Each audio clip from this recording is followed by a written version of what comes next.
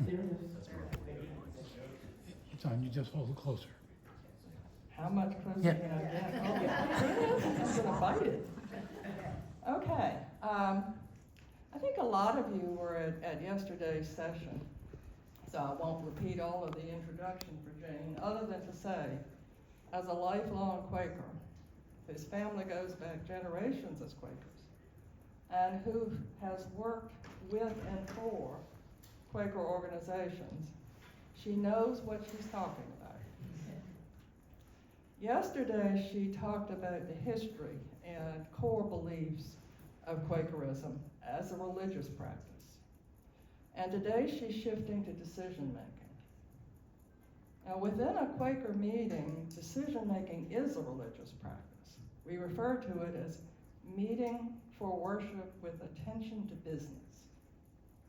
But that method of doing business translates extremely well to a secular setting, too, where the focus is on making the best possible decision with and for the entire community. I've been a Quaker about half my life now. I've seen a lot of decisions made by voting. I've seen quite a few made by consensus, and one thing I'll say to you, there's a lot more to consensus decision making than the absence of voting. And my observation is both work really well for easy decisions. It doesn't matter which. But when you have to make decisions that are complicated or where significant values are at play, consensus decision making takes longer, but you get decisions that last. You don't get factions moving around in the background trying to figure out how to undo it, because they were part of the doing of it. So I think you're going to find what she has to say both interesting and useful. Thank you, Lee. Good morning, everybody. Good morning. Nice to see you. Nice to see some of you again. I recognize a few faces from yesterday. I'm happy to be here at your beautiful campus in beautiful Lexington. I said yesterday, I've never been here before. I've been to lots of parts of Virginia, but never to Lexington. And what a gorgeous, gorgeous area. So, I want to respect that we have an hour to do this. This is a subject that we actually give a full day course on. So I'm really just going to be scratching the surface and trying to hit the most essential points. I'm happy as we go through to take short questions, but I want to get through the main points of things and then have time, hopefully have time for questions at the end, or I can stay until about 11:30 if people have more questions they want to talk about when we're done at 11. But I want to be respectful of finishing up at 11. So collaborative decision making, as Lee said, is a practice that comes out of the Religious Society of Friends. For those of you who weren't here yesterday, just to give you a short, brief reason why I'm talking about this. So I'm the CEO of FSA, Friends Services Alliance. We're the National Association of Senior Living Providers whose roots are in the Quakers. So we provide a number of services to organizations well beyond our membership. We only have 28 member organizations, but every year we provide service to 100 or more organizations. And you would be surprised how many places I have talked about collaborative decision making, including at a conference, a healthcare conference for Catholic organizations, which that was really interesting to be looking at nuns in their habits and the priests in their garb. And I'm talking about these practices coming out of Quakerism. But collaborative decision making is something that people are interested in more and more and more, because folks want to be engaged, they want their voices heard, and this is a very specific technique for doing that. Today, what I'm hoping is just to give you a little bit to understand why we do decision making this way, learn some basics. I'm going to talk about specifically the role of the convener and the role of the participants. There are specific expectations and responsibilities of both the person facilitating the meeting, convening it, and those who are participating in it. So we will talk about both. and we'll talk about some other things as we go along the way. Some key roles and terms we will focus on. So you will hear me use chair, clerk, convener, facilitator. They're all kind of interchangeable. It's the person who's responsible for running the meeting. Participants are those who are part of the decision-making process, but they're not the one leading the process. Informants are people, it's not like, Watergate when you have informants or the criminal justice system, but oftentimes in an organization like Kendall at Lexington, when there's going to be a decision made that impacts the whole community, you're getting information and feedback from a lot of different people. They're giving information that will help to inform what the final decision is, but they're not part of the decision-making body. And we're going to talk about how important it is to be clear around that. And then the informed are those that once the decision is made, they're told what the decision is. And that's not a two-way communication, that's a one-way communication. I'll just say it was a decision that ultimately it was the board's decision. Then it's shared with everybody else in the community what that decision was, but they're being informed. And then some terms, consensus, sense of the group, unity. Again, what I'm referring to is where we get to for a decision. We use the term sense of the meeting when we're doing this in a religious setting or consensus, but because this is a secular setting where you're using this, we may use different terms. We'll talk about speak and release. One of the most difficult things in this whole process, but so important. And that's about when you offer your perspective and your thoughts, it's then released to the group.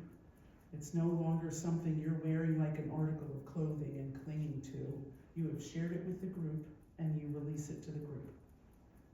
And then the practice of standing aside is a specific practice we have when a group is moving towards a decision and a person or persons within the decision-making group don't necessarily agree with where things are heading, but they understand that that's where the energy of more of the group is going. And so we'll talk specifically about standing aside because that's another important practice in this whole thing.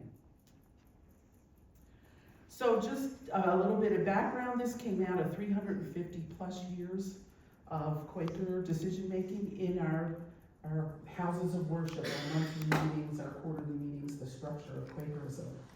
It's really based in those principles of equality, of the spark of the divine in everyone I talked about yesterday.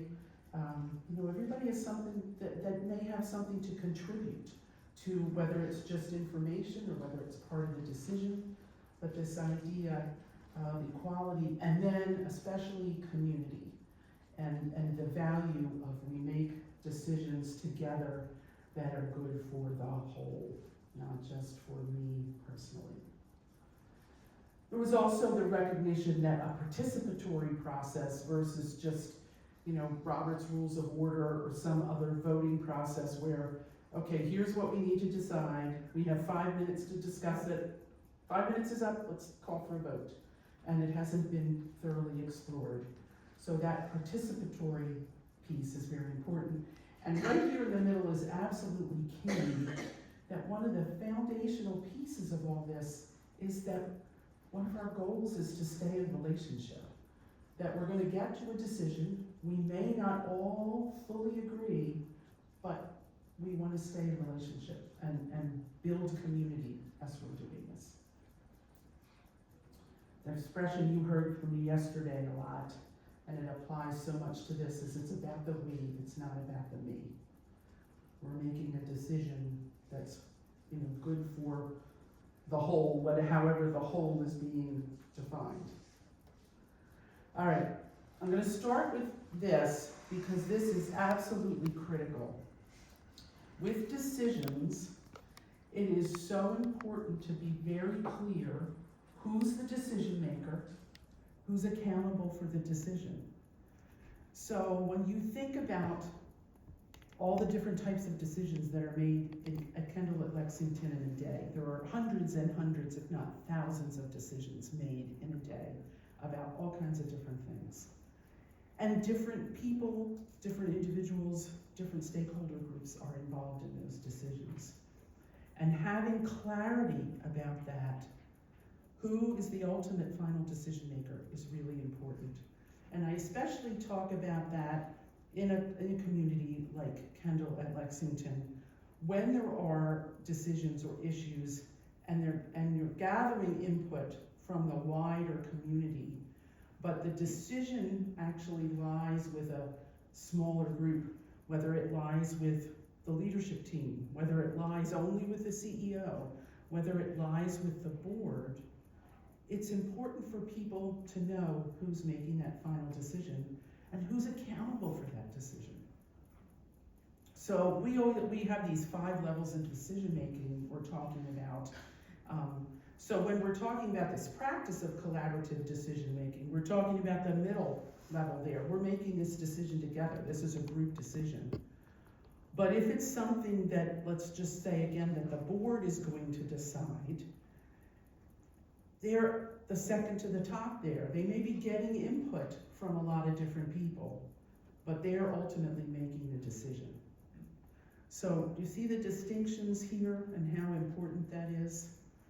And so I think when you're going through different issues, and Lee had shared with me about the discussions and concerns around the wildlife on the campus and how that was being handled, and how she set up a process for people to be heard and think about what to do. And then the smaller groups were developing recommendations, and then it was going to go to administration. Am I remembering this correctly? And ultimately, administration is going to decide what will be done. So that was, a level 1 or 2 decision there, or level 2, I'm sorry, second from the top. We're getting input, but the decision sits outside of those people who are providing the input.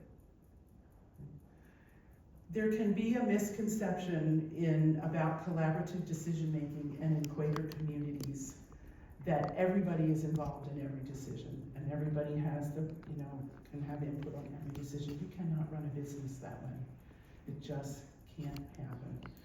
So when there are decisions where they're looking for input, there's processes that are set up for people to provide input, and so you need to take advantage of that and find out where it is, when it is, how it is that you're going to be able to bring your voice into giving input on things, but recognize when and when not you are part of the decision-making process.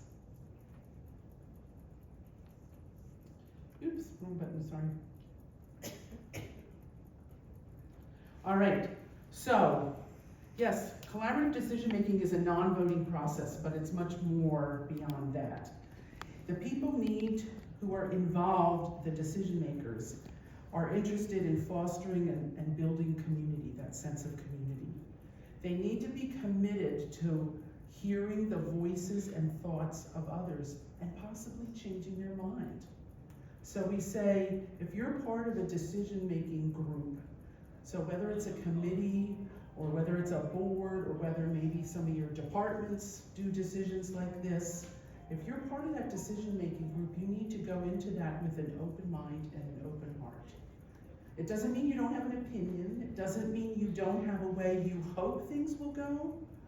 But if you are absolutely married to that, if you are wearing it like it's your winter jacket and you're not taking it off for anything, then you're not really somebody who should be engaged in this collaborative decision-making, because you're not interested in collaborating. And so that has to do with participating, has to do with the convener too. You need to be open to hearing other perspectives and go where the flow takes you. That was one of the most challenging, yet one of the best aspects for me when I took this job at FSA. So this is the first Quaker organization I've ever led as the CEO. And as a boss, sometimes you think you're supposed to know everything. I need to know where this decision needs to be, and then I'm gonna steer the group that way and all that. It's, you know, you are convening a group that's gonna make a decision, or you are participating in a group that's gonna make a decision, but you need to recognize other points of view, other perspectives, and then be listening, deep listening to where is the energy going of the group. It's important to understand that consensus is not necessarily the same as unanimous and unanimity, or unity, or however we want to say it. When we're talking about consensus, we're talking about we've reached a place, a decision, where we feel this is the right direction to go. This is what's right for the we, not necessarily the me. It's been well explored. We've heard all the differences of opinion. We're going to talk in a few minutes about those who may disagree. But that overall, the energy of the group, the decision-making group is yes, this is what we're going to do. This is how we're going to move. So, but it doesn't have to be unanimous. And that is one of the myths about collaborative decision-making, is we're just going to keep at this and keep at this and keep at this until everybody agrees. It does not have to be that way. All right. We have a formal process for considering disagreements and moving forward. And for it to succeed, both the conveners and the participants need to understand, you know, how this works and be open-minded about it. There's no winners or losers.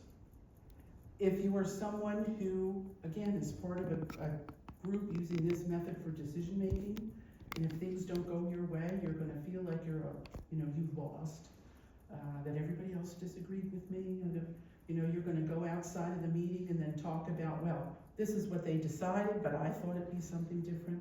Again, you are not engaging in this process with the mindset that's necessary.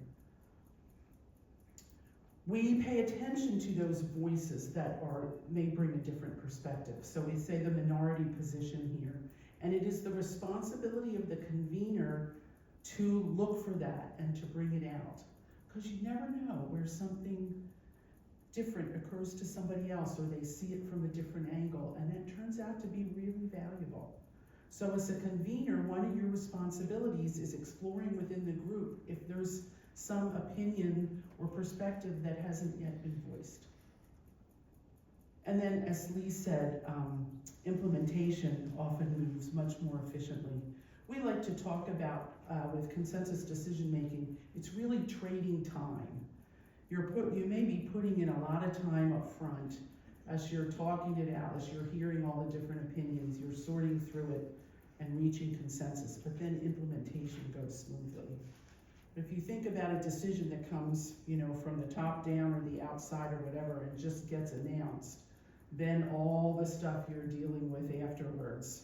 So we say it's just trading time. What collaborative decision making is not? It is not a discussion group. It's discussion, absolutely, bringing perspectives and opinions and hearing that, but it's not a discussion group, so to speak. It's a process used to reach a decision. It's not an opportunity for somebody to push their agenda, and you come with an open mind and an open heart. It's not, people can't hide behind other people's decisions and not take responsibility. If you are part of that decision-making group and the group makes a decision, then you own it just as much as they do.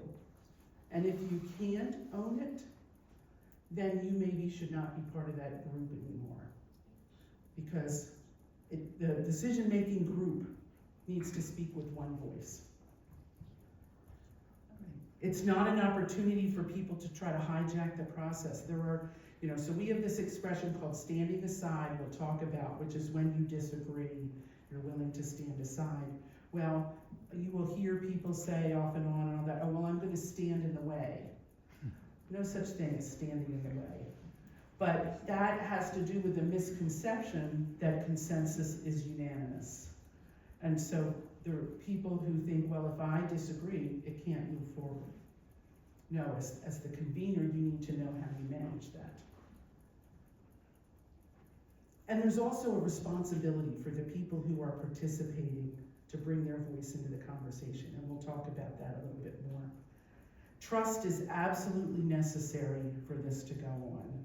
And so things like, not talking out of school, when a decision is made, again, if you don't agree with it or you do agree with it, you're not outside of that meeting saying, well, you're never gonna believe what Felicia said during this meeting. Because Felicia's gonna find out, and then she's not, gonna feel safe in opening her mouth the next time. So confidentiality is important, and trusting that this is a group that understands it was a thoughtfully led process, and we're gonna move forward together. All right, a couple more requirements, but key, being clear about what's being decided. Sometimes, and especially if you get into some meaty discussions, it's like, well, wait a minute, what is it we're deciding here? So whether you have a written agenda for the meeting or you're talking about it, but one of the roles of you as the convener is making sure it's very clear, what is the decision we're making here? What are we deciding? The participants need to be teachable. We've talked about open-minded, open heart. We're going to talk about speak and release in a minute, and standing aside. I think we've covered all these, but again, good preparation on the part of everybody. And we'll get into that a little bit more. So, sorry, my little cursor moves, and then, okay. So, I understand the term you're using for your committee chairs, clerks, is convener. So let's just say this says role of convener. Again, those terms are interchangeable in how we're talking about this. You're the conductor of the process. It is your role to make sure that you're keeping the people who are part of the decision-making group focused on the decision at hand. We all know how easy it is to start going down rabbit holes and talking about all different things. But if you're there to make a decision, let's keep it focused on that. Encouraging the participants to contribute their voice. They're part of that decision-making group for a reason. And so encouraging them to say and share what they're thinking is important. Within every group, there's often introverts and extroverts. And so thinking about what's the best way you're going to get all those voices into the conversation. So depending on the size of your decision-making group, your committee or task force, maybe you want to divide into small groups, for 15 minutes and talk in small groups about what people are thinking, and then share it with the larger group. Or even just have people pair up and discuss it, and then share with another pair and then talk. But you want to think of what techniques you can use to get those voices into the conversation. Because you want that full range of perspectives. When we think about once a decision's made, we want to make sure people have been heard, and we've considered all these different points of view, so we need to bring them out during the process. As the convener, then as you're going through and you're hearing from the people who are part of the decision-making process, one of your major roles then is to state where you think we may be getting close to consensus or have reached consensus. So you want to state that, say it, and then you test it with the group. So, if I'm convening a meeting and we're talking about different points of view about a decision, but there seems to be people starting to coalesce around something, I might say, colleagues, my sense is that we feel it is important that we approve this, and blah, blah, blah. Is that right? So you state what you think is the consensus, or where the group is moving, and then check in. And we'll talk about what possible responses there might be from participants, but that's one of your major roles as convener. What you are not doing is you are not an influencer. You are not trying to persuade people to your point of view or how you want things to go. You're not trying to wrangle people to agree with what I have to say because this is going to be better. No. You are the conductor of the process. So very often, 9 times out of 10, the best way for a convener to do this is you don't state what your opinion is. You're listening for what's coming from the other people in the decision-making group. And chances are somebody else is going to say what you're thinking anyway. And we'll talk in a minute about what you can do otherwise. But your job is to lead this process. It is not to lead to the outcome.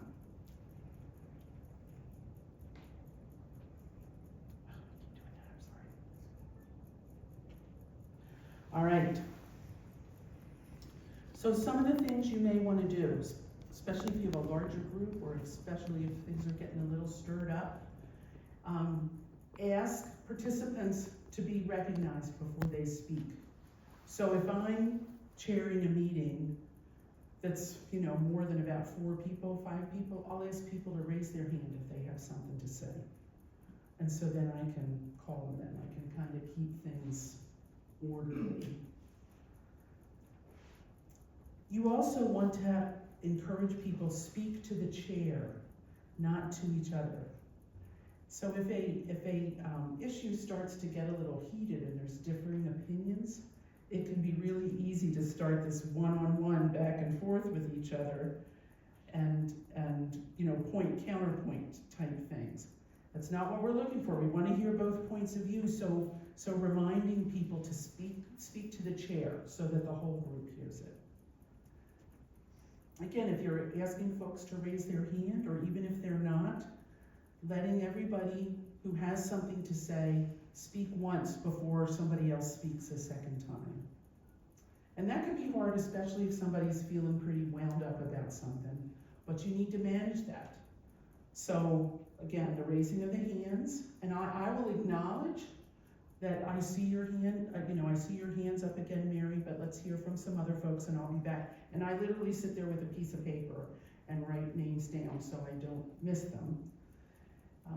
Or if somebody just starts to speak, they don't raise their hand, they're feeling, so vigorous about it that they just starts talking, I'll stop them. I'll just say, hang on, Mary, we want to hear from you again, but we're gonna hear what other folks have to say first. So you need to manage that process as the convener. Be willing to interrupt people who are belaboring a point. If they're going on and on and on, just, interrupt and say, I think we know where you stand, appreciate that. Let's make sure we're hearing from everybody else. Or if there's, if they're, again, beating the same drum over and over. I hear you, John. I apologize if there's anybody in here named John. I hear you, John. I think we know where you stand. Do you have anything new that you want to add? Instead of just saying the same thing over and over again. Another technique, if it starts to get pretty heated, is you just pause. And you just say, can everyone just put their hands down for a minute and let's just take a moment here. And you just have silence for a minute or two and let everybody calm down. So I said yesterday when I was talking to the group, you never say, okay, calm down here, folks. That just, fires them up even more. But just say, can everyone put their hands down for a minute? And let's just, just take a moment of silence here. And then you say, okay, who has something to say? Very often the same hands will go up again, but sometimes people just in that minute or two realize, I don't need to offer what I have to say.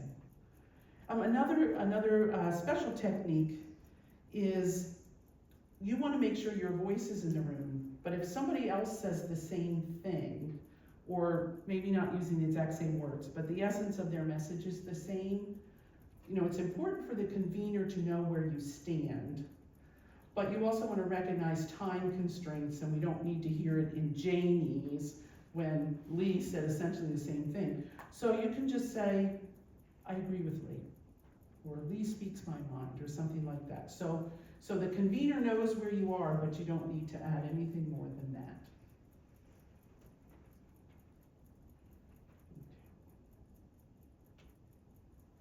All right, if you are the convener and you have a strong opinion, so a few minutes ago I was saying as the convener, you should not be putting your opinion out there. You certainly don't start the meeting with that. If you feel very strongly about an issue, you can ask somebody else to manage that part of the meeting so that you can just be a participant. You're not the leader. That's one way to do it. Another is, and again, as I said, often somebody else will say what you're thinking, so you want to give it time. Give a chance for your point of view to just come out of somebody else's mouth who's thinking the same thing. But if it hasn't done, if that hasn't happened, and you feel you do have something important to add to the conversation, and you haven't had anybody else, run that decision piece, then what you can do is say, I have something I'd like to add here, but I'm not saying this as the convener. I'm just saying this as a member of the group. So you're separating, okay, I'm not the convener and I'm trying to get everybody to follow me. This is just Jane's opinion. And you offer that and then come back. But if there's something that you feel very strongly about, then you should not be leading that particular decision-making process. So whether it's somebody else does it for that piece of the meeting or they do the whole meeting, whatever. But I actually, within a monthly meeting, so that's what we call the place where we go to worship on Sundays is our monthly meeting. I witnessed a process that the person leading the decision-making process had a very strong point of view. And it was just so wrong. It was just so wrong. And really was hard to watch. I wasn't part of the decision-making group, so I did not offer anything, but it was just wrong. So just think about that. If you're feeling it, you may not be the one to lead that particular decision process. All right, role of participants. If you give me 1 second, I'm just going to go drink water.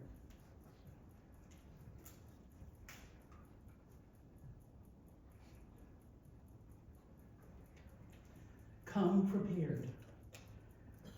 If you're in a group that's making a decision, undoubtedly you've probably had preparation work, you've discussed it before, you may get materials in advance to read. But if there's something that you should be doing to prepare for being part of this decision discussion, do it. If you've agreed to be part of this group, then you have responsibilities. You need to be open to this process. Again, open mind, open heart, be teachable. Make sure you acknowledge other people's point of views. You may not agree with it, but respect it and honor it. And acknowledge it. And someone asked me yesterday, well, how do you do that? And that's really hard to quantify. A lot of it is nonverbal, and so especially if we're doing it virtually, then it's really hard. But if you're sitting there when somebody else is talking and they're expressing something that's different than how you think, and you've got your arms crossed, and you have a bit of a sneer on your face, and you're rolling your eyes, you're shaking your head, any of those different things that indicates you're not really open to hearing what they have to say. So if you agree to be part of a group that makes decisions in this way, then you need to acknowledge other points of view and be open to hearing them. Subject matter experts. Within almost every group, there's often somebody who knows more about the topic than other people, and recognize that. It doesn't mean you have to do what they want, but they probably have something important to add to the conversation. So respect that. Now, we're talking about committees here, right? The conveners of committees mostly. And we have a residence council. And then you have a residence council, and so then the committee feeds up to the resident council, not necessarily. No, residence council mostly deals with things that don't fit anywhere else. Okay. So, I have this line about respecting committee work. So that's if there's any kind of group, like a task force that is a subcommittee, part of a committee, if there's some smaller group that's doing the groundwork, the nitty-gritty, and then they're bringing recommendations to the committee or whatever, respect that. And what you don't want is a meeting that devolves into, we're gonna do all the discussion all over again. And then be willing to speak and release. We'll talk about that technique in a minute, and trust that you have been heard. Heard and understood. It doesn't mean you're agreed with, and it's so important that we think about that distinction. There's a distinction between being heard and being agreed with.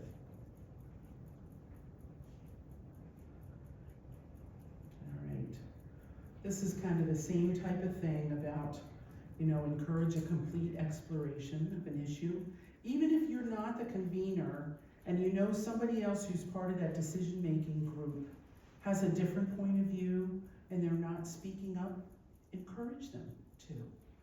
It might be saying, Lee, the other day when we were talking, you said something about XYZ.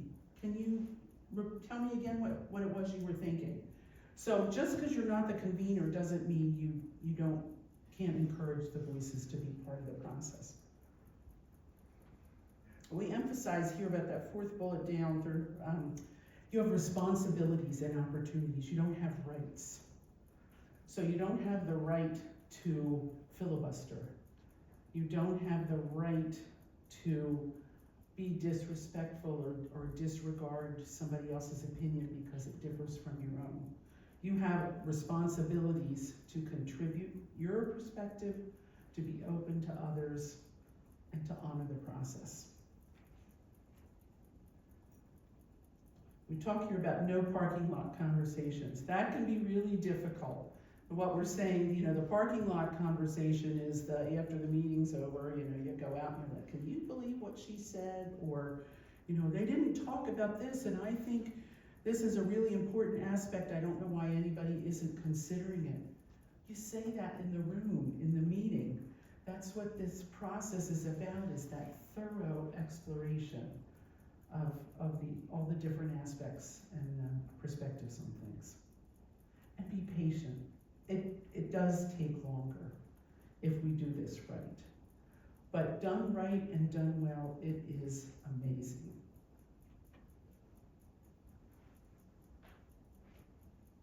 All right, speak and release.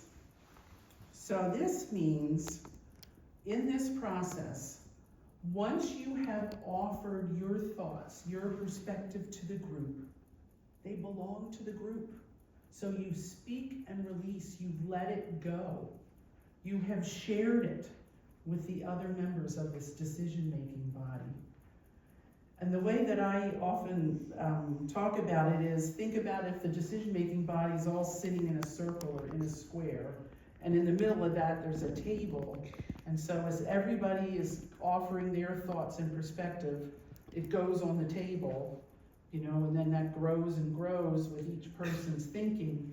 And it is that accumulated mass of thought and perspective on which we're going to base the decision.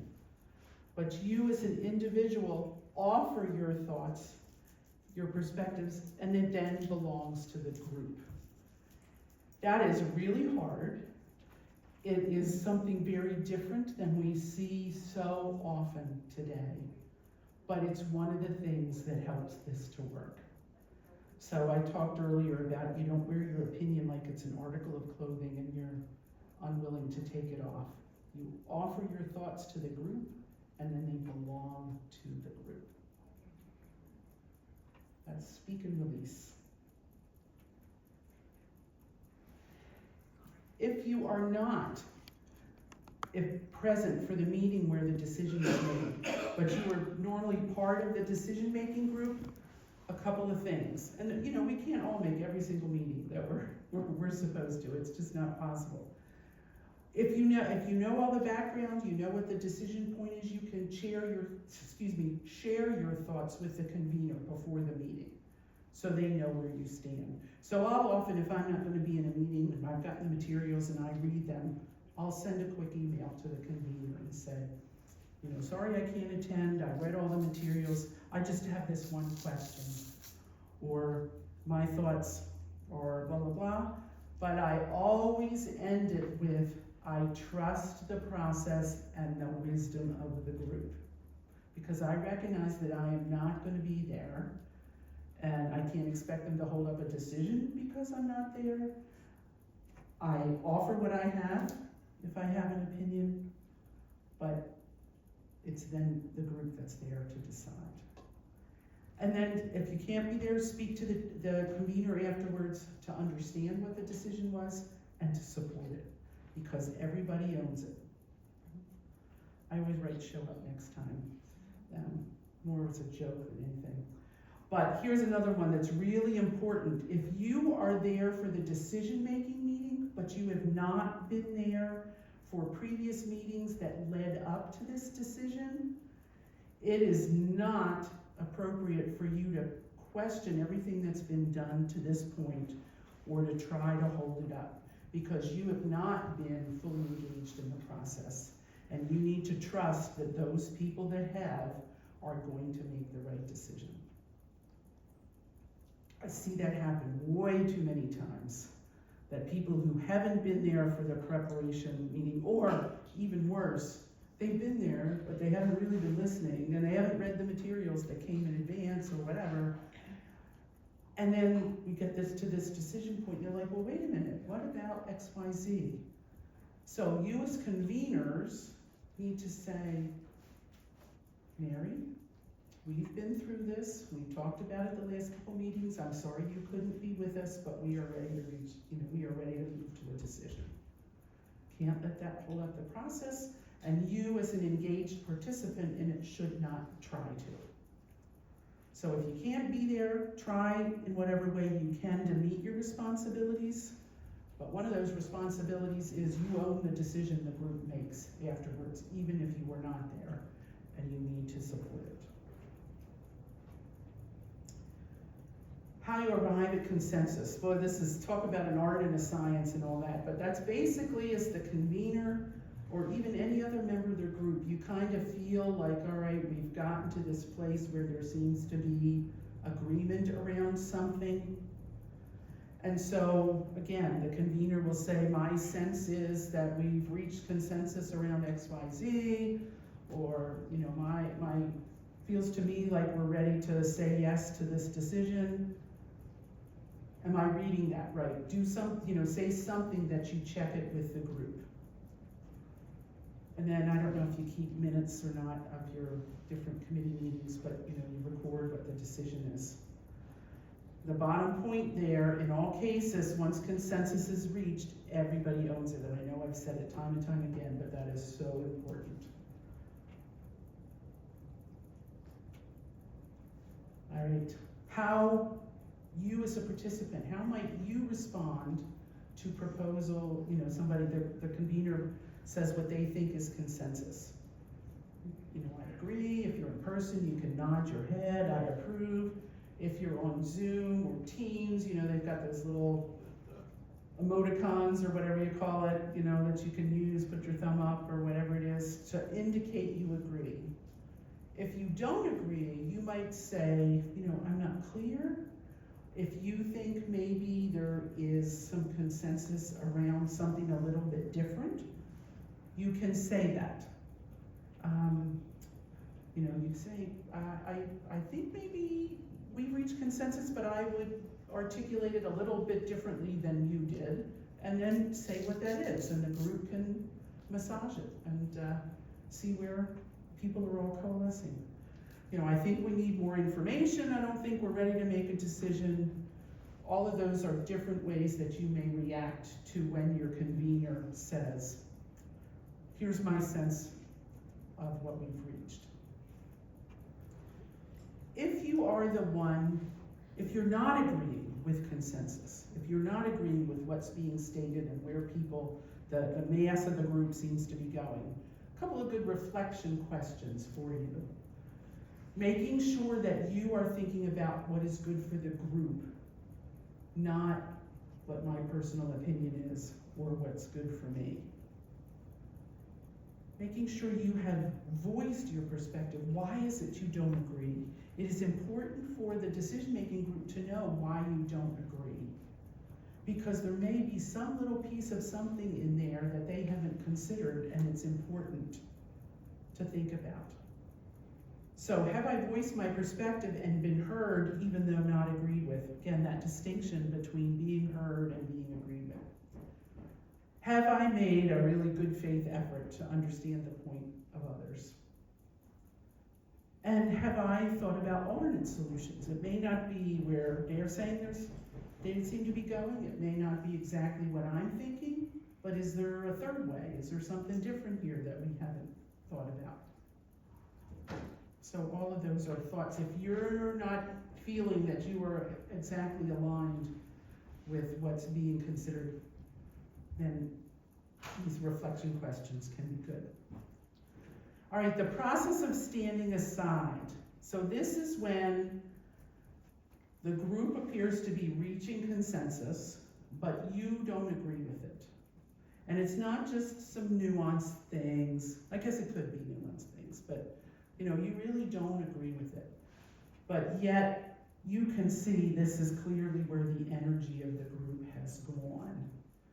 But you're not feeling it. You understand, the process has been used correctly.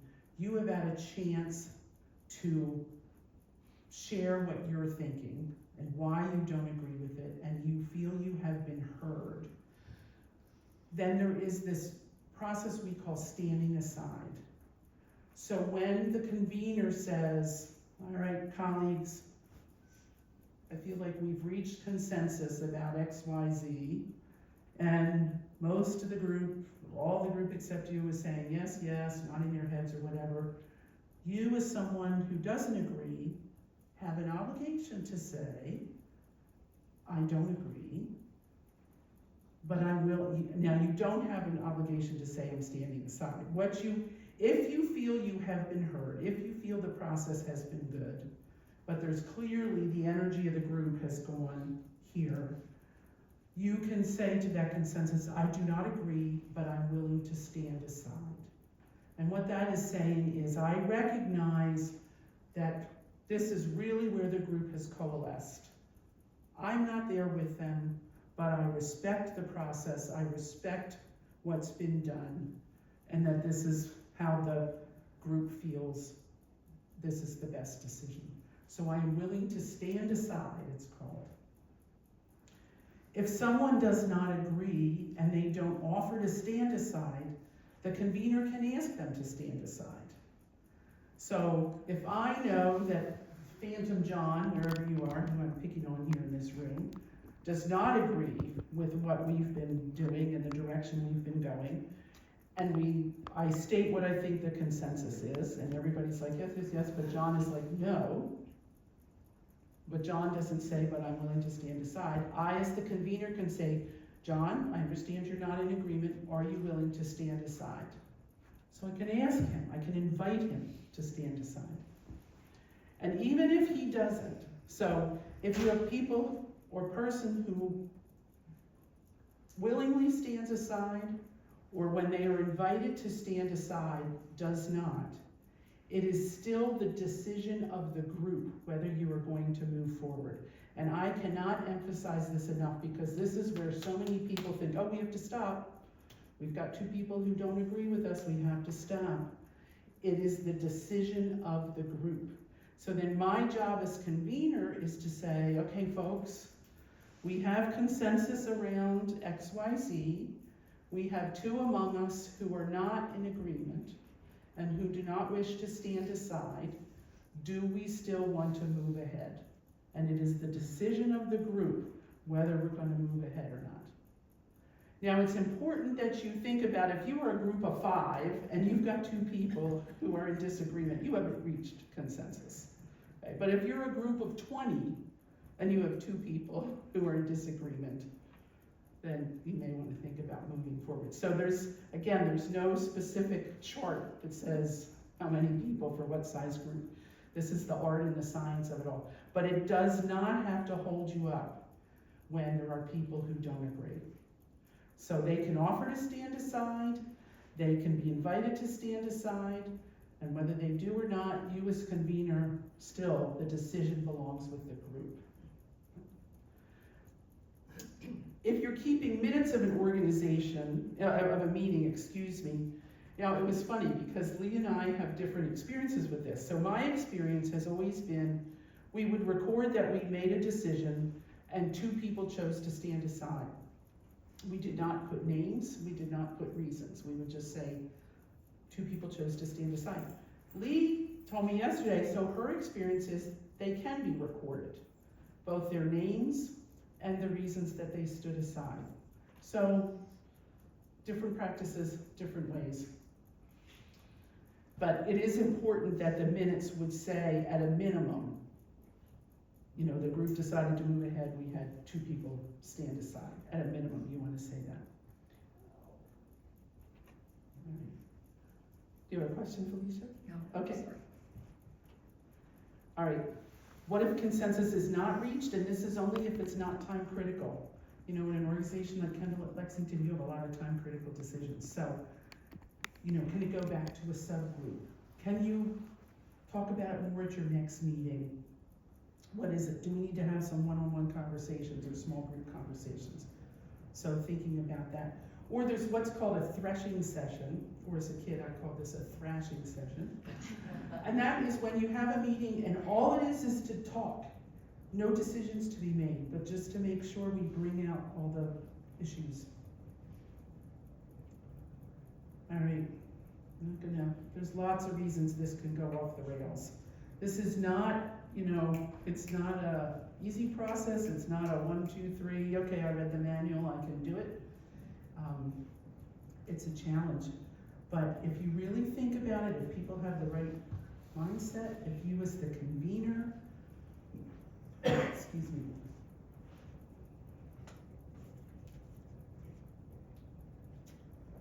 if the convener and the participants understand their roles and responsibilities, it can be a beautiful, beautiful process. All right, so this was kind of a summary. It would be same thing. Main points I would talk about are there are specific roles and responsibilities for the convener and for the participants. If you are part of a decision-making process or decision-making group, you are not there to warm the seat. You are there to bring your voice into the discussion. You need to be open-minded and teachable. You need to recognize that it may take some time. Understand about speak and release, sharing what your thoughts are, and then they belong to the group. Understanding the standing aside piece, that it doesn't have to be unanimous. Those are the main things, and we need to own the decision, even if it's not your personal preference, if you're part of that decision-making group. All right, that was whipping through some slides pretty quickly, and I see it's 5:11, but I'm happy to answer questions if there are any, or comments, or I imagine there may be people in here who've led this process before. Is there any concept of having a quorum in order to reach a consensus? No. Repeat the question? Okay, yeah, the question is there any concept of having a quorum in order to reach consensus? No, because I would say consensus, a quorum is often a majority, so if you have a group of 20, you have to have 11 people to have a quorum. 11 out of 20 feeling one way is not consensus. My question is more to bring up, if you don't have enough members of the group, is it acceptable to try to come to a consensus on that smaller part of the group? I gotcha. A couple things I would say, it depends, if it's a group that has specific bylaws or anything, then you want to refer to that. But if it's something meaty, no, you want most of the people there. If it's time sensitive, you may not have a choice. But I would say, let's say you have a committee of 12 and you've only got half who show up for a meeting. Yeah, you may reach consensus among half, but that's not necessarily consensus of the full group. I don't know if other people think of it that way, because, you know, but if you have only half who show up meeting after meeting after meeting, then those are participants in that decision-making group who are not meeting their responsibilities. So there's a lot of sides to that. That's, I wish that were an easier question, but my mind is going all over the place with things.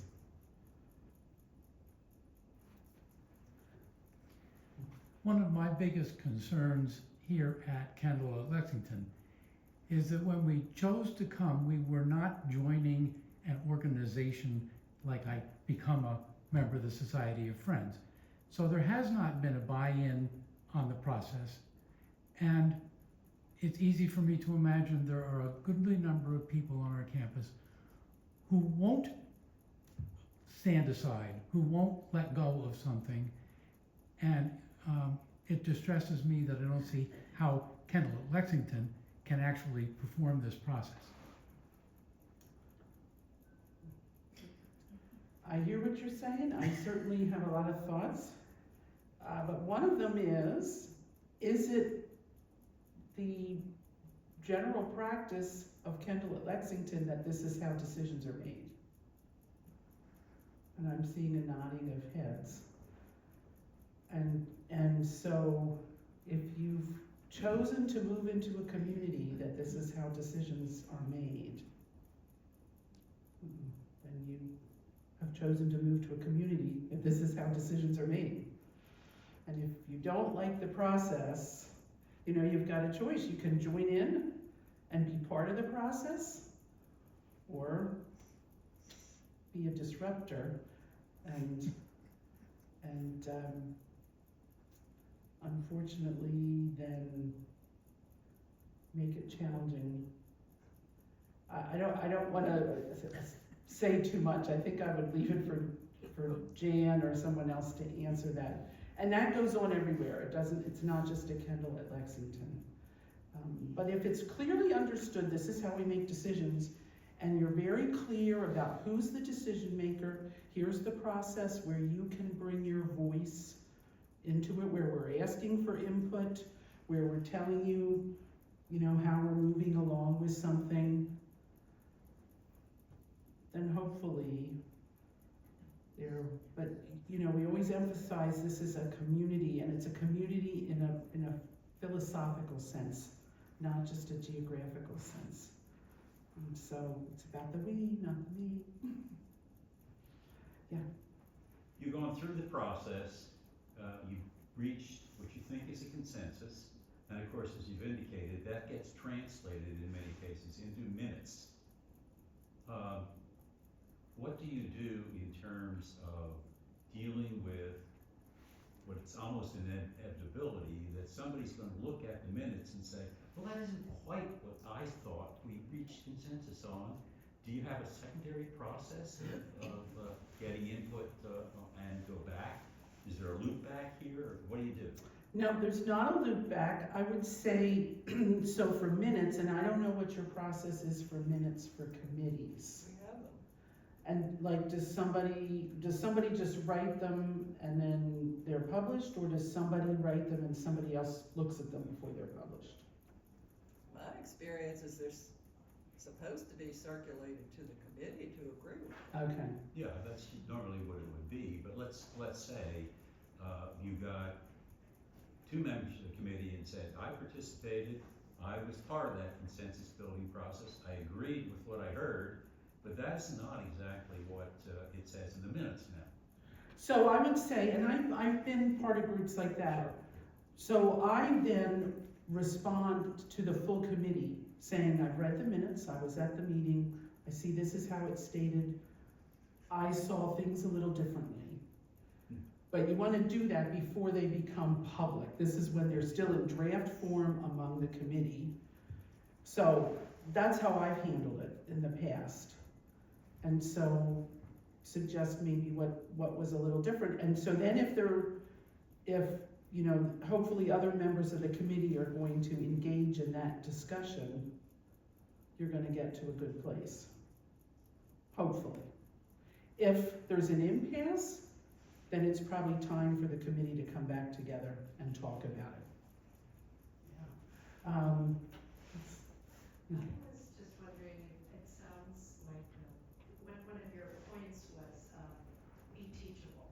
Yes. And would you say that, you or Quakers believe in that all people are teachable?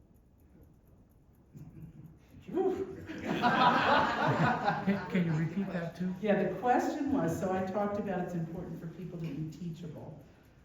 You said, do you or do all Quakers believe everyone is teachable? I would tell you that my now 31-year-old son, when he was about 7, wasn't he? So first of all, one thing as a Quaker, you never answer for the whole Society of Friends, because it's a very individualized. Jane, do I think everyone is teachable? No.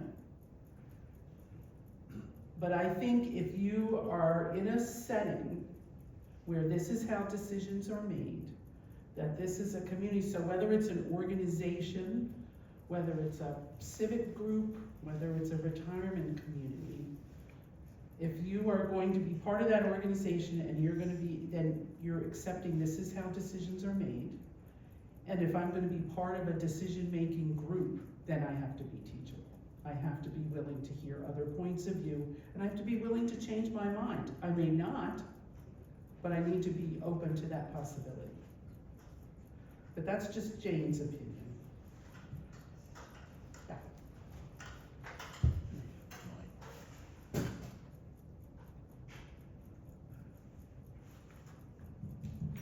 On 2 points. The point about the minutes, the board does it differently from the Residents Association. So we have 2 types of processes here. The board has minutes. The minutes are circulated to all members of the board, and one of the agenda items on the next meeting is approval of the minutes. And frequently, the minutes get amended or modified based on the recollections of those at that follow-up meeting. There are minutes here, and I guess they go by email to everybody, but I don't think there's ever a discussion about them at a following meeting. The other issue is consensus. Consensus, when I chaired the board for 6 years, back in 2008 to 2014. And I had input going into that job that consensus required unanimity. I did not think that made sense because it gave to any one member of the group veto power over anything you wanted to do, and I just didn't think that was proper. I prepared, before I really started, a 1-page paper called My Approach to Chairing the Board, in which I set out for the other board members what I thought about the way the board ought to operate with me as chair. And the last paragraph of that dealt with the question of consensus. If you Google consensus, as I did back then and I did just recently, you have so many definitions of consensus that conflict with each other that you don't get any guidance. Everything from majority to unanimity. Now, those are 2 totally different concepts. You can't do both. My dictionary, which I trust a lot, has 2 definitions of consensus. The first one is majority of opinion. And the second one, which I believe is the correct one, is general agreement.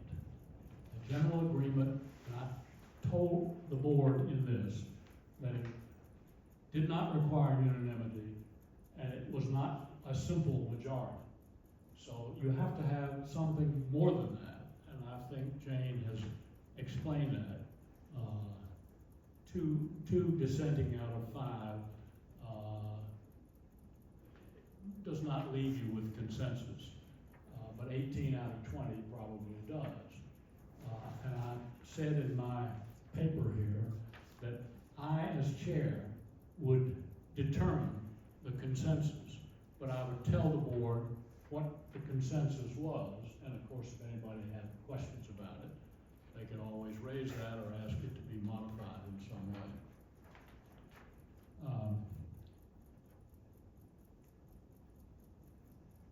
If you look at consensus on Google, you'll find so many different definitions that you wouldn't know how to apply it in running a meeting.